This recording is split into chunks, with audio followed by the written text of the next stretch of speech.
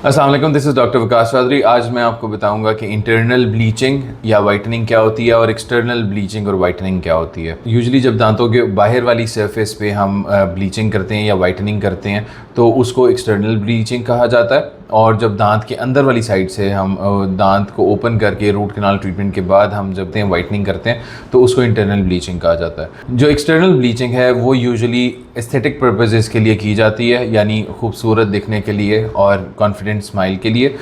जिस तरह काफ़ी अरसे से अगर आप पान खा रहे हों या गुटखा खा रहे हों या छालिया या सिगरेट स्मोकिंग कर रहे हों तो दांतों के ऊपर कुछ स्टेन्स जम जाते हैं। इनको हम पहले स्टेन रिमूवल से रिमूव कर सकते हैं। अगर आपके दांतों के ऊपर से वो स्टेन्स ना रिमूव हों और आपके दांतों के अंदर पिलाहट शुरू हो जाए तो फिर हमें वाइटनिंग करनी पड़ती है उसकी बाहर वाली सरफेस पे। वाइटनिंग के प्रोसीजर से पहले हम सारे दांतों को क्लीन आउट करते हैं और उसके बाद आपके बैरियर्स प्लेस्ड होते हैं।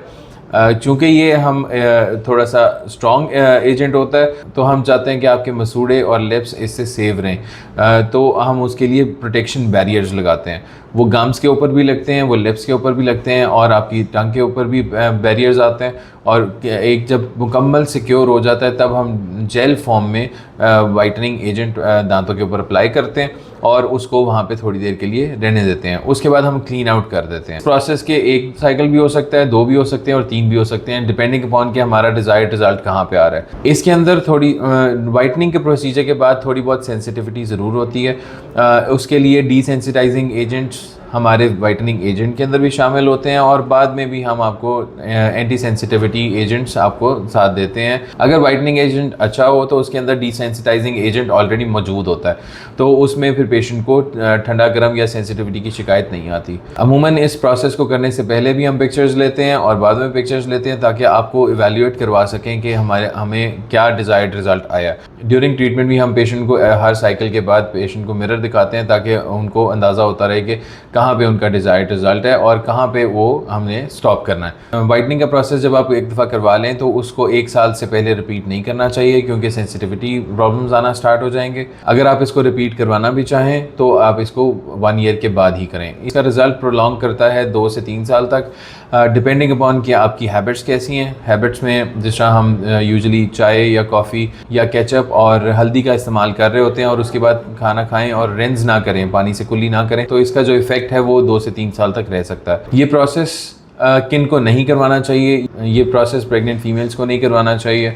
जिनको हाइपोमेच्योर फ्लोरोसिस एक कंडीशन होती है दांतों के अंदर, वो अगर आपके दांतों में मौजूद है तो फिर आपको ये नहीं करवाना चाहिए। और अगर आपके दांतों में ऑलरेडी सेंसिटिविटी होती है तो आपको पहले सेंसिटिविटी मैनेजमेंट करवानी चाहिए, उसके बाद फिर वाइटनिंग प्रोसीजर की तरफ आना चाहिए। इंटरनल ब्लीचिंग क्या होती है? इंटरनल ब्लीचिंग वो होती है कि फॉर एग्जाम्पल आपको अगर बचपन में कहीं चोट लगी अगले दांत में या 1-2 दांतों में, तो with the passage of time अगर आपका ऊपर वाला स्ट्रक्चर टूटा हुआ नहीं है दांत का, तब भी उसकी कलर चेंज होना शुरू हो जाता है, वो थोड़ा डार्कर टोन में आना स्टार्ट हो जाता है। ये यूजुअली उस सिनेरियो में होता है कि आपका दांत अपने स्ट्रक्चर पे हो लेकिन उसकी नर्व डैमेज हो चुकी हो। अगर नर्व डैमेज हो जाए तो with the passage of time over a period of years आपका दांत थोड़ा स्टेन करना स्टार्ट कर देता है अंदर वाली साइड से और आपकी नर्व डैमेज हुई हुई होती है।